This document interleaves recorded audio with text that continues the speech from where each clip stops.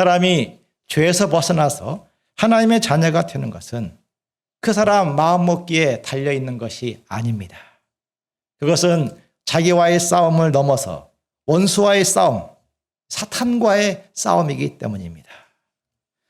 예로부터 선지자를 통해서 예언하신 것처럼 하나님 백성의 원수, 하나님 백성을 미워하는 자들이 있습니다. 지금 이스라엘은 로마 제국의 압제 아래 있습니다. 로마 제국의 박해처럼 현실적으로 하나님 백성을 압박하고 피해를 주는 자들이 있습니다. 또 혹은 이단처럼 복음 사상을 교묘히 뒤틀어서 자기 욕심을 쌓아감으로써 복음에 대한 부정적인 이미지를 형성해서 회의를 심는 자들도 있습니다. 가장 본질적인 원수는 보이지 않는 가운데 역사하는 사탄입니다. 요한계시록 12장 3절은 사탄을 7개의 머리와 10뿔을 가진 존재로 비유했습니다.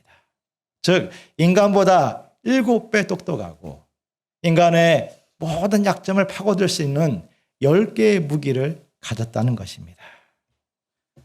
사탄은 각 사람에 맞는 맞춤 공격으로 파고듭니다. 똑똑한 인간은 교만의 뿔로, 실패의 자리에 선 사람은 절망의 뿔로 들이밉니다. 의심과 정욕의 뿔, 불신과 허무의 뿔로 찌릅니다. 심정이 많은 사람에게는 인간 갈등과 상처의 뿔로 공격하고, 심정이 없는 사람에게는 고독과 무의미의 뿔로 찌릅니다. 낮은 자존감을 가진 사람에게는 비교의식의 뿔로 찌르고, 스스로를 높게 여기는 사람에게는 욕심과 교만의 뿔로 찌릅니다. 이 사탄의 뿔에 찔리면 무기력과 어둠과 분노와 원망의 길에 빠져들게 됩니다. 그런 생각이 아무 도움이 되지 않는다는 것을 뻔히 알면서도 그 길에서 벗어나지 못합니다. 인간은 스스로의 힘으로는 죄와 죽음에서 벗어나지 못하며 구원자의 도움이 절실히 필요합니다. 사가랴가 입을 열자마자 찬송하며 외친 이유입니다. 69절을 같이 읽어보시겠습니다. 시작. 우리를 위하여 구원의 뿔을 그 종 다윗의 집에 일으키셨으니. 다윗의 집이란 다윗의 후손을 말합니다.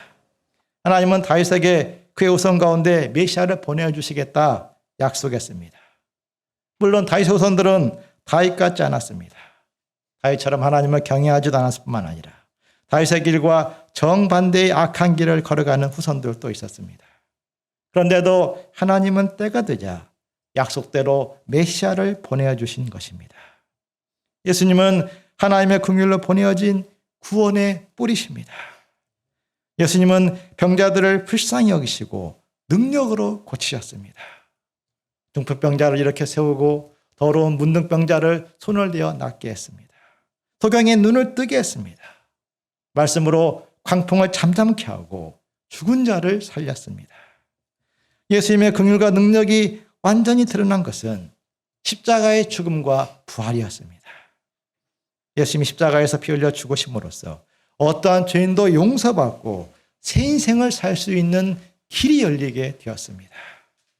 예수님 피를 믿는 자들은 성령을 받고 하나님과 동행하게 됩니다. 예수님 부활은 사망 권세를 사로잡힌 자들을 해방시켜서 영생을 얻게 하십니다. 누구든지 예수님 부활을 믿으면 영생의 소망에 견고하며 흔들리지 않게 서게 되고 주의 일에 헌신할 수 있는 용기를 얻게 됩니다. 우리의 본성은 성결과 의에 익숙하지 않습니다.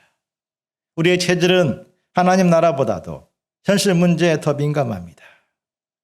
우리가 살아가는 세상은 치열하고 냉혹합니다.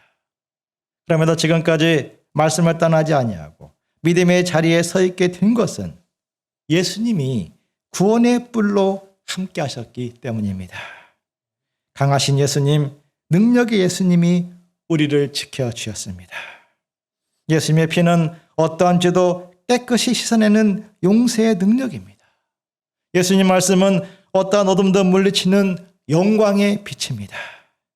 예수님은 성령으로 때마다 말씀을 공급해 주시고 은혜의 성령을 부어주십니다.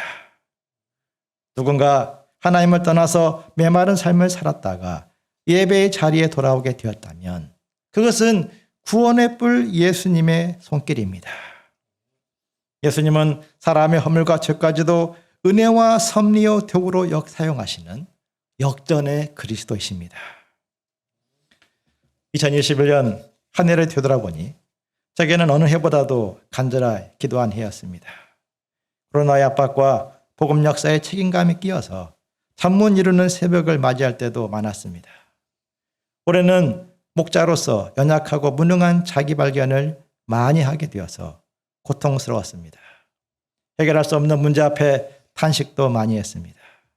돌이켜보니 예수님은 그러한 과정을 통해서 간절하고 겸손한 마음으로 무릎을 꿇고 기도하게 하셨습니다. 답답하여 무릎을 꿇었는데 다시 일어날 때에는 평안과 용기를 얻게 하셨습니다. 마음의 상처와 무거움을 안고 꿇었는데 새해를 행하실 비전을 안고 일어서게 하셨습니다.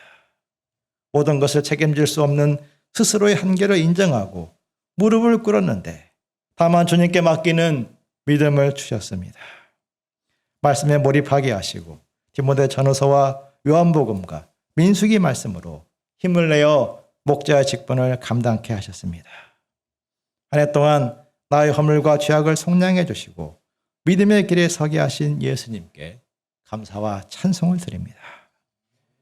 한 해를 돌아보며 속량해 주신 우리 주님 예수님께 감사 찬송을 드림으로 2022년 한 해도 힘차게 맞이할 수 있게 될 것입니다. 우리 각 사람에게 믿음을 주시기를 기도합니다.